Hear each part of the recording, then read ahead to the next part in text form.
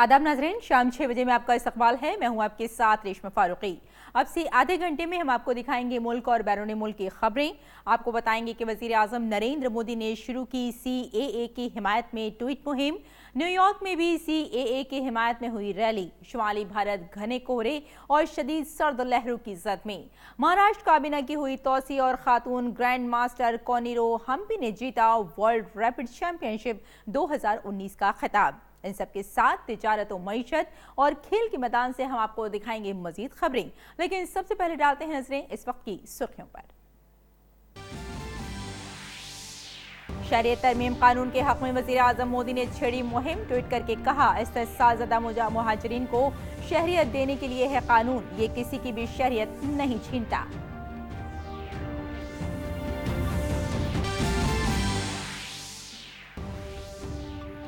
शहरियत तरमीम कानून को अमेरिका में जबरदस्त हिमायत। न्यूयॉर्क में भारतीय बिरादरी ने कानून के हक में निकाली रैली। मुल्क के कई हिस्सों में भी कानून के हक में जलसे जुलूस। शुमाली भारत शदीद सर्दी की जद में। दिल्ली में 2.6 डिग्री तक गिरा पारा। NCR में जबरदस्त कोहरे की वजह से रैली और हुई हवाई खदमात मुतासिर।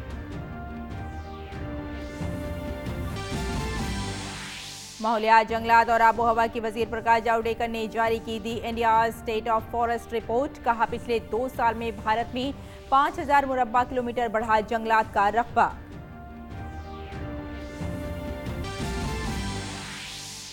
महाराष्ट्र में उद्धव ठाकरे काबीना की तोसी। अजीत पवार बने नायब वजीर आला। 26 काबीनी वुजरा और 10 वुजराए मुमलिकत ने लिया हलफ। वजीरों की तादाद हुई 43।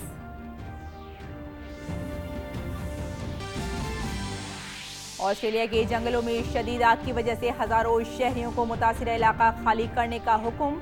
ऑस्ट्रेलिया में 100 से ज्यादा जगहों पर लगी है आग।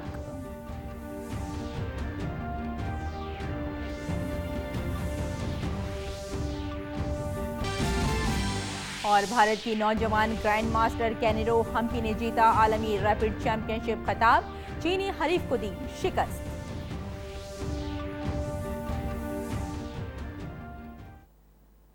आइए नाजरीन, अब तफसील से खबरों पर नजर डाल लेते हैं।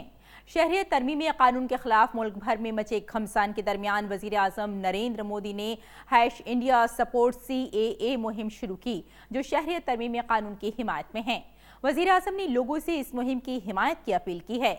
वजीर आजम ने लिखा है कि CAA इस्तेहसाल के शिकार पनाह गुज़ीनों को शहरियत देना है और ये किसी की शहरियत नहीं लेता है। जो भी इस मामले पर अपनी बात रखना चाहता है वो नमो ऐप के वॉलंटियर मॉड्यूल के वॉइस सेक्शन में अपनी बात कह सकता है।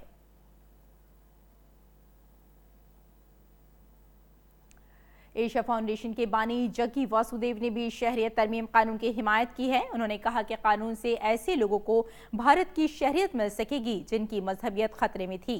वजीर आजम ने अपने ट्वीट में लिखा कि सदगुरु ने तारीखी और भारत के सकाफती पहलुओं को खूब उभारा है, साथ ही उन लोगों को भी बेनकाब किया है जो कानून के बारे में गलतफहमी पैदा कर रहे हैं। This is a dangerous game people are playing. I think there is a certain desperation among certain people who misinformed illiterate masses of religious groups who went wild thinking that the local Indian Muslims will lose their citizenship. That's what they conveyed.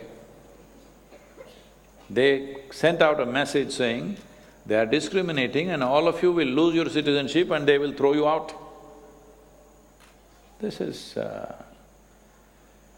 well, such mischief should not have worked on the scale that it worked. It should not have. It's unfortunate.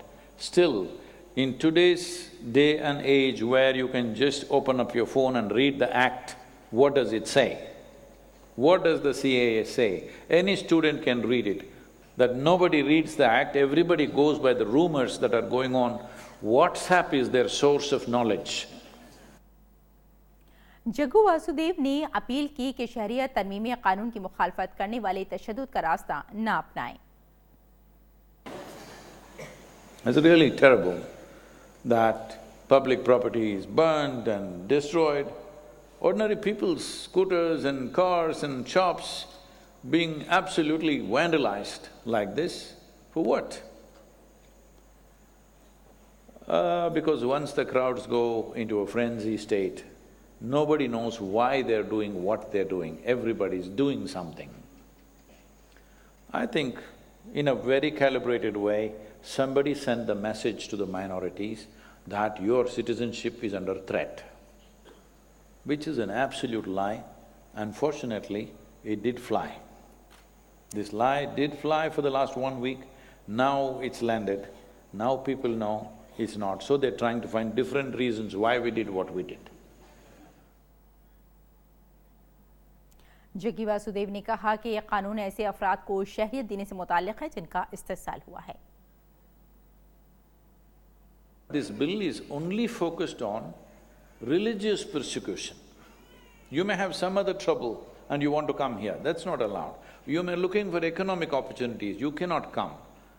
If you want to come, there is a separate channel for that. Anybody can apply for Indian citizenship and go through the normal process of law. Like in any other nation, even in India, you can apply for Indian citizenship, go through the normal process irrespective of your religion, you can come into India. This is a block acceptance of citizenship. This is for those people who have been living here 2014 means they've been here for at least over 7 years. Most of them over 15–20 years. Well, looking at the reaction on the street, the vehemence with which people are fighting, I was wondering, did I miss something? Am I not getting something here? But since in the last 24 hours I looked up a few things, this is all it is. And everybody knows that's all it is. Bihar के समस्तीपुर में आज शहरियत तरमीमी कानून की हिमायत में rally निकाली गई। इसमें BJP और हिंदू पुत्र समेत दीगर तंजीमों के अफराद ने शिरकत की। समस्तीपुर शहर के बीएड कॉलेज मैदान से शुरू हुई ये रैली शहर के तमाम रास्तों से होती हुई एक बड़े जुलूस में तब्दील हो गई। इसमें शामिल अफराद ने वजीर आजम नरेंद्र मोदी और वजीर दाखिला अमित शाह का शहरियत तरमीमी कानून के लिए शुक्रिया अदा किया। हिंदू पुत्र और बीजेपी रहनुमाओं ने इल्जाम आयद किया कि मुखालिफ जमातें इस बिल से मुताल्लिक मुल्क के अवाम को गुमराह कर रही हैं और वोट की सियासत कर रही हैं। कोची में मरकजी वजीर अर्जुन राम मेघवाल ने CAA की हिमायत में प्रेस कॉन्फ्रेंस की और कहा कि यह कानून भारत में पहले से मुकीम भारतीय शहरियों को किसी भी तरह से मुतासिर नहीं करता। It is an act which is needed. In undivided country, those who have remained in Pakistan and Bangladesh, they could not live the life as per their dignity, as per their religion.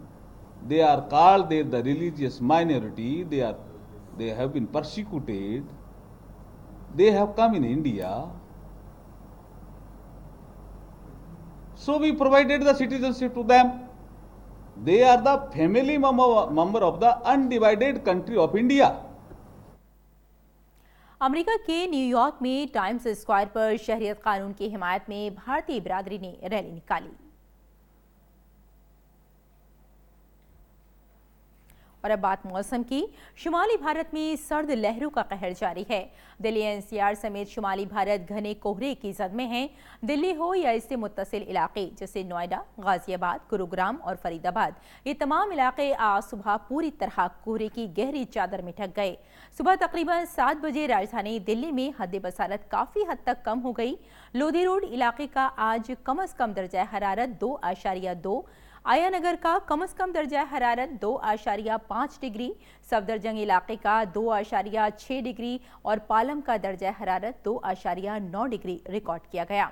महकमा मौसमियात ने आज के लिए दिल्ली, राजस्थान, पंजाब, हरियाणा, उत्तर प्रदेश और बिहार के लिए red coded alert जारी किया है। महकमा मौसमियात की जानिब से रेड कोडेड अलर्ट जारी करना लोगों को खबरदार करने का एक तरीका है, जिसमें लोगों को ठंड से बचने के लिए आगाह किया जाता है। आइंदा 2 दिनों तक पंजाब, हरियाणा, चंडीगढ़, दिल्ली, राजस्थान और उत्तर प्रदेश के शुमाली इलाकों में सर्द लहर जारी रहेगी। बहरहाल इतवार के रोज यूपी, हरियाणा, चंडीगढ़ और दिल्ली के कुछ इलाकों में दर्जा हरारत 2 से 3 डिग्री का इजाफा हुआ, जिसकी वजह से लोगों को कुछ राहत मिली। यकम और 2 जनवरी को हिमाचल प्रदेश और जम्मू कश्मीर में बर्फबारी हो सकती है। हिमाचल प्रदेश के कई हिस्सों में दर्जा हरारत 0 से नीचे चला गया है। हरियाणा सरकार ने सख्त कोहरे की वजह से रियासत के सभी सरकारी और प्राइवेट स्कूलों को 30 और 31 दिसंबर तक बंद कर दिया है। यकम जनवरी 2020 से 15 जनवरी 2020 तक गुज़िश्ता साल की तरह सर्दियों की छुट्टी रहेगी, इसलिए सभी स्कूल अब 16 जनवरी को खुलेंगे। उत्तर प्रदेश के ग्रेटर नोएडा में कोहरे की वजह से एक कार हादसे की शिकार हो गई। इस हादसे में 2 कमसिन बच्चों समेत 6 अफराद की मौत हो गई। बताया जा रहा है कि घने कोहरे की वजह से कार सड़क के किनारे नहर में जा गिरी।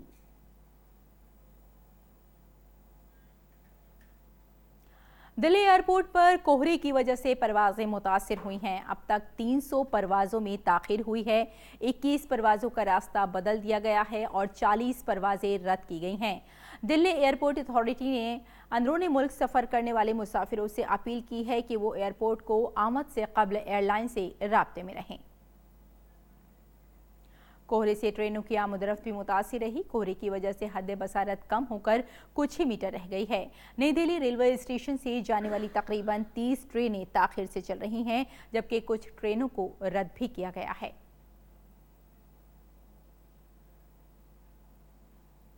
और कश्मीर में शदीद सर्दी पड़ रही है। कम से कम दर्जा हरारत 0 से 5 डिग्री नीचे चला गया है। बानिहाल रेलवे ट्रैक पर जमी बर्फ की मोटी चादर को हटाया जा रहा है। अगली खबर पर नजर डालते हैं। जंगलात और माहौलियात के मरकजी वजीर प्रकाश जावड़ेकर ने आज 2019 में भारत के जंगलों की सूरत हाल की रिपोर्ट जारी की। इस मौके पर उन्होंने कहा कि भारत इन ममालिक में शामिल है जहां जंगली इलाकों में काफ़ी इजाफा हुआ है। उन्होंने अदद-ओ-शुमार पेश करते हुए कहा कि 2014 से 2019 तक कबायली और पहाड़ी इलाकों में 13,000 मुरब्बा किलोमीटर जंगली इलाके में इजाफा हुआ है। और अगर गुज़िश्ता 2 बरस की बात की जाए तो इस दौरान जंगली इलाके में 5,000 मुरब्बा किलोमीटर इजाफा दर्ज किया गया है। रिपोर्ट के मुताबिक कर्नाटक, आंध्र प्रदेश, केरल और हिमाचल प्रदेश इस मामले में आगे रहे हैं, जबकि महाराष्ट्र में हरियाली में इजाफा हुआ है। जंगलात के वजीर ने गुज़िश्ता 2 बरसों के सर्वे का हवाला देते हुए कहा कि बांस पैदा करने वाला इलाका 2.02% यानी 3,229 मुरब्बा किलोमीटर तक बढ़ा है। साथ ही तकनीक के जरिए से जंगलों में लगने वाली आग की नगर इंक्वायरी मजबूत की गई है। उन्होंने कहा कि चीड़ के दरख्तों से आग ज्यादा लगती है, लिहाजा अब ऐसे दरख्तों से सामान बनाने की पहल की गई है ताकि आग न लगे। बाम्बू फ्री करने के बाद बाम्बू ज़्यादा बढ़ा है और बड़े क्वालिटी में बढ़ा है। 2,77,587 टन, ये बहुत बड़ी फिगर है। यह आज मिला है, इसका हमें फ़ायदा है। 9,33,00,000 क्यूबिक मीटर्स इतना बड़ा जो टिम्बर है वो पिछले 2 साल में बढ़ा है। कार्बन स्टॉक हमारा आज 71,024 लाख टन इतना अभी है, वो और बढ़ेगा। भारत ने जो लक्ष्य पेरिस में लिया है, दुनिया को अचंभा हुआ कि 2.5 billion tons of carbon equivalent कैसे तैयार होगा, लेकिन जैसे सेक्रेटरी जी ने बताया, we are on track and we will achieve our target. और महाराष्ट्र काबीना में आज तौसी की गई। शिवसेना, एनसीपी और कांग्रेस के 36 अराकीन असेंबली ने वजीर के ओहदे का हलफ लिया। एनसीपी रहनुमा अजीत पवार ने भी हलफ लिया, उन्हें नायब वजीर आला बनाया गया है। इसके साथ ही कांग्रेस के अशोक चौहान, केसी पडवी, वर्षा गायकवाड़, एनसीपी के धनंजय मुंडे, जयंत पाटिल, जगन भुजबल, नवाब मलिक और शिवसेना के आदित्य ठाकरे और अनिल प्रभ भी हलफ लेने वालों में से शामिल हैं। हलफ लेने वाले मुसलमान लीडरों में हसन मुशर्रफ, नवाब मलिक, असलम शेख और अब्दुल सत्तार शामिल हैं।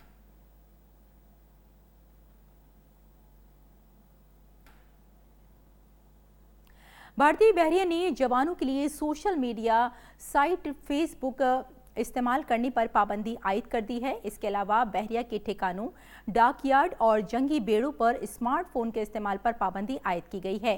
बहरिया के जरिए सोशल मीडिया पर दुश्मन की खुफिया एजेंसियों को हसास मालूमात लीक करते हुए बहरिया के 7 जवानों के पकड़े जाने के बाद ये सख्त कदम उठाया गया है। और मुल्क के पहले चीफ ऑफ डिफेंस स्टाफ के नाम का ऐलान आज किया जा सकता है। इसके लिए बिपिन रावत का नाम सबसे आगे चल रहा है।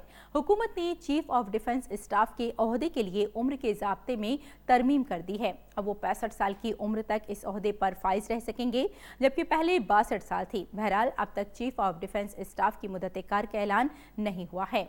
एक बड़े फैसले में काबीना कमेटी ने गुज़िश्ता मंगल को चीफ ऑफ डिफेंस स्टाफ के ओहदे पर तकर्रुरी को मंजूरी दी थी। ये chief of defence staff security forces के मुख्तलिफ शोबों के वाहिद राब्ता-ए-कार होंगे। और नाज़रीन, कुछ और अहम तिजारती, बैनुल-अक़वामी और खेल की खबरों के लिए सीधे चलते हैं अपनी साथी साइमा के पास। बहुत बहुत शुक्रिया रेशमा, हमें काफ़ी अहम और बड़ी खबरों से आज की वाकिफ़ कराने के लिए। खबरें अभी और भी हैं, लेकिन सबसे पहले नज़र डाल लेते हैं तिजारत और मईशत की खबरों पर।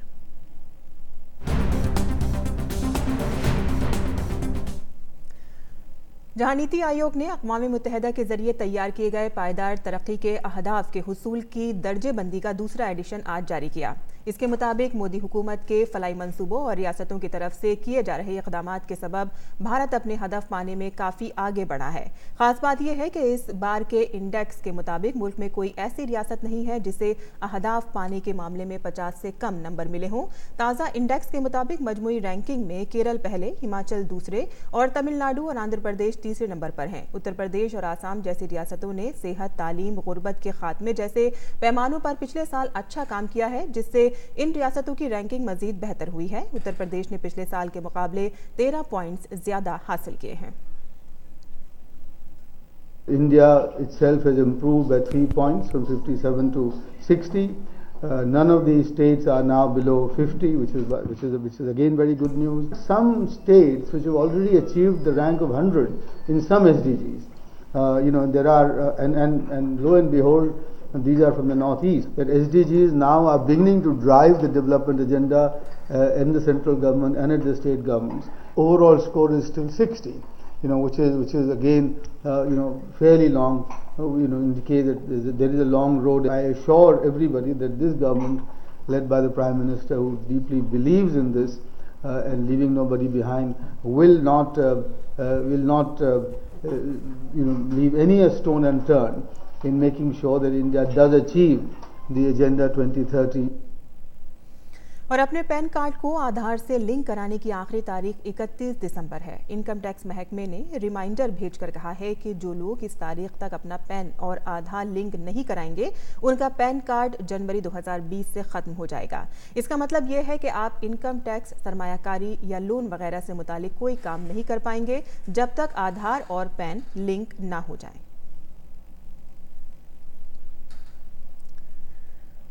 और कारोबारी हफ्ते के पहले दिन आज शुरू में शेयर बाजार में तेजी देखी गई। सेंसेक्स और निफ्टी दोनों ही तेजी के साथ खुले। ऑटो और बैंकिंग शोबे के शेयरों में तेजी का रुख रहा, लेकिन बाद में इनमें गिरावट का रुख रहा। और अब नजर डाल लेते हैं आलमी खबरों पर।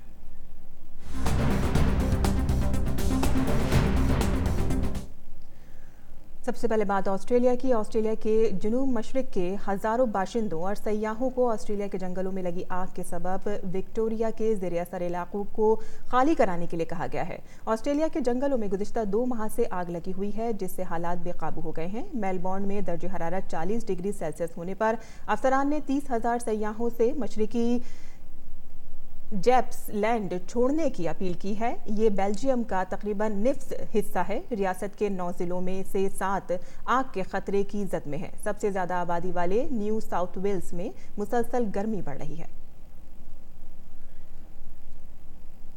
और अमेरिका ने रूस को उसके शहर सेंट पीटर्सबर्ग में साल 9 के दौरान दहशतगर्दाना हमले के मंसूबे की खुफिया इत्तला दी है, जिसकी बदौलत रूस इस साजिश को नाकाम करने में कामयाब रहा।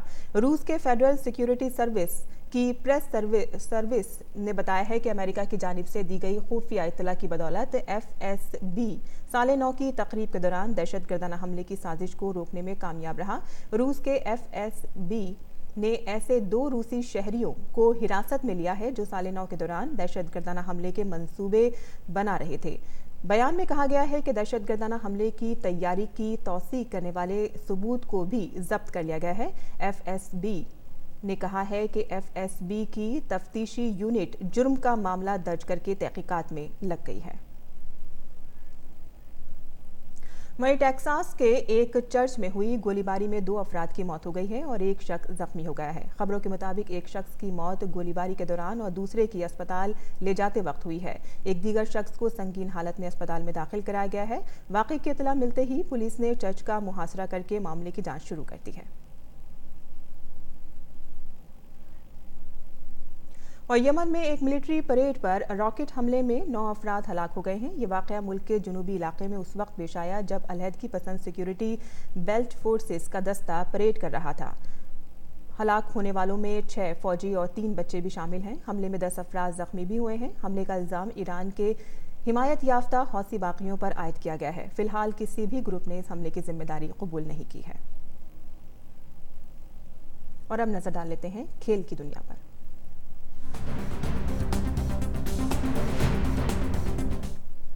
जहां गुवाहाटी में 10 जनवरी से 22 जनवरी तक खेलो इंडिया यूथ फेस्टिवल 2020 का इनेकाद होगा। इसके लिए आसाम हुकूमत काफ़ी पुरजोश है। इतवार को आसाम के वज़ीर आला सरबानंद सोनोवाल ने गुवाहाटी में खेलो इंडिया यूथ गेम्स के टॉर्च रिले का आगाज़ किया। DD न्यूज़ से खास बातचीत करते हुए वज़ीर आला ने कहा कि आसाम में होने वाले सबसे बड़े खेल फेस्टिवल का इनेकाद खिलाड़ियों के लिए बड़ा प्लेटफॉर्म है। और लिवरपूल ने इंग्लिश प्रीमियर लीग में अपनी जीत के सिलसिले को साल के आखिरी मुकाबले में भी जारी रखा है। इतवार को खेले गए मुकाबले में लिवरपूल ने वॉल्वरहैम्पटन वॉन्डर्स को 1-0 से मात देने में कामयाबी हासिल की है। इस जीत के साथ ही लिवरपूल लीग में 55 पॉइंट्स के साथ सरफहरिस्त है।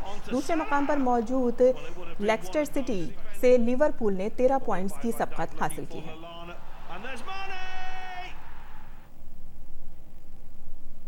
और शतरंज में भारत की नौजवान खातून ग्रैंड मास्टर कोनीरो हैम्पी ने वर्ल्ड रैपिड चैंपियनशिप 2019 का खिताब जीत लिया है। हैम्पी ने बल्टर्स प्लेऑफ में चीन की लई तेंगजी को शिकस्त देकर अपने नाम ये हुसूलियाबी हासिल की है। मर्दों के ज़ुमरे में नॉर्वे के मैग्नस कार्लस ने तीसरे बार इस खिताब पर कब्जा किया है। और कुछ और अहम और दिलचस्प खबरों के लिए वापस चलते हैं अपनी साथी रेशमा के पास। बहुत शुक्रिया साइमा हमारे साथ जुड़ने के लिए और हम तक तिजारती, बैनुल-अक़वामी और खेल की खबरें पहुंचाने के लिए। और नाज़रीन, आइए अब रुख करते हैं कुछ और दिलचस्प खबरों का।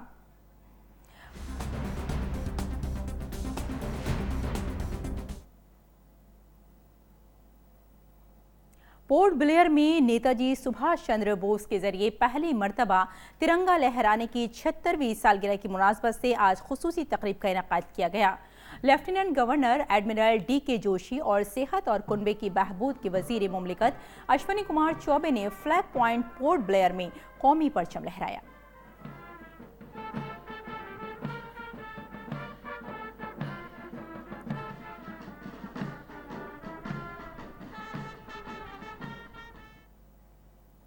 और नाज़रीन, मायनाज़ अदाकार अमिताभ बच्चन को फिल्म इंडस्ट्री में उनकी शानदार खिदमात के लिए दादा साहब फाल्के अवार्ड से नवाजा गया है।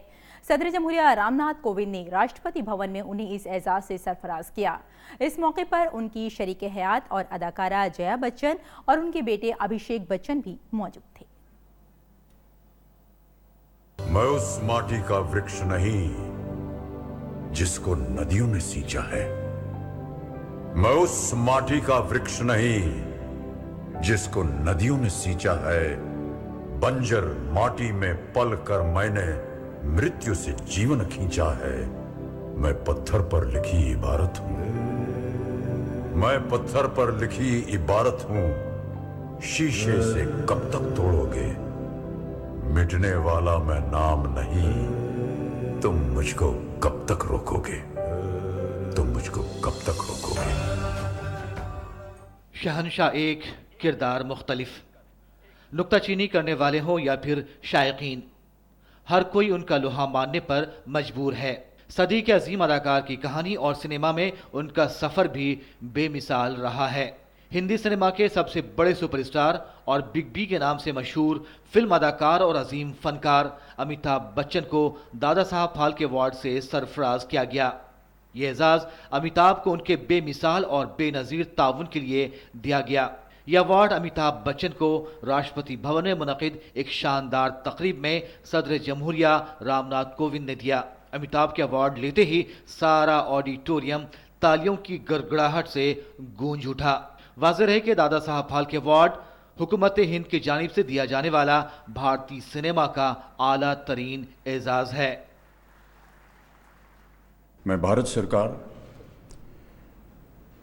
सूचना प्रसारण मंत्रालय और राष्ट्रीय पुरस्कार के जितने भी जूरी के सदस्य हैं उनको मैं अपनी ओर से अत्यंत अपना आभार प्रकट करना चाहता हूं कि आज उन्होंने मुझे इस योग्य समझा कि मैं दादा साहब फाल्के पुरस्कार से सम्मानित किया जाऊं।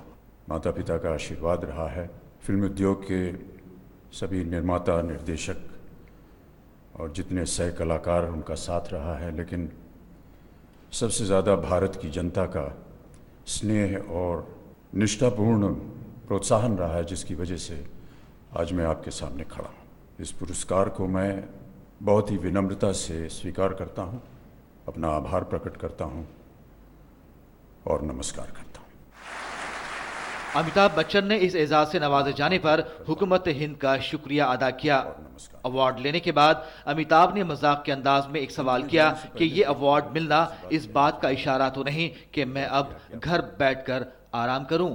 जब इस पुरस्कार की घोषणा हुई तो मेरे मन में एक संदेह उठा और धृष्टता के लिए क्षमा प्रार्थी हूँ कि क्या कहीं ये संकेत है मेरे लिए कि भाई साहब अब आपने बहुत काम कर लिया, अब घर बैठ के आराम कीजिए। क्योंकि देवियों सज्जनों, अभी भी थोड़ा बहुत काम बाकी है जिसे मुझे अभी पूरा करना है और आगे भी कुछ ऐसी संभावनाएं बन रही हैं जहां मुझे काम करने का अवसर मिलेगा। तो यदि इसकी पुष्टि हो जाए तो बड़ी कृपा होगी आपकी। ये खिताब अमिताभ की कभी न थकने वाले इंसान के तौर पर उभर कर आता है। अपने करियर के 50वें साल में अमिताभ बच्चन को दादा साहब फाल्के अवार्ड से नवाजा गया। अमिताभ बच्चन को मुल्क का दूसरा सबसे बड़ा शहरी एजाज पद्म विभूषण भी मिल चुका है। उम्र के इस मरहले पर भी उनकी न सिर्फ अदाकारी का बल्कि मकबूलियत का दायरा भी वसी होता ही जा रहा है। साल दर साल उन्होंने अपनी उम्र और फिल्मों के बदलते दौर और वक्त के साथ अपने किरदारों के इंतखाब करने के अमल में भी तब्दीली लाई है और उम्र के इस मरहले में भी उनके लिए खास तौर पर किरदार लिखे जाते हैं। Bureau report, DD news Urdu खबरें। तो नाज़रीन, शाम 6 बजे में बस इतना ही। जाने से पहले आपको कराते हैं बादलों की सैर। जहां आपको ले चलते हैं जनूब मगरबी चीन के यनान सूबे में, जहां पहाड़ों पर बादलों की घटाएं सयाहों को अपनी तरफ राग़िब कर रही हैं। आप भी इन दिलचस्प मनाजिर से रूबरू हों और हमें यही इजाज़त दें। आदाब।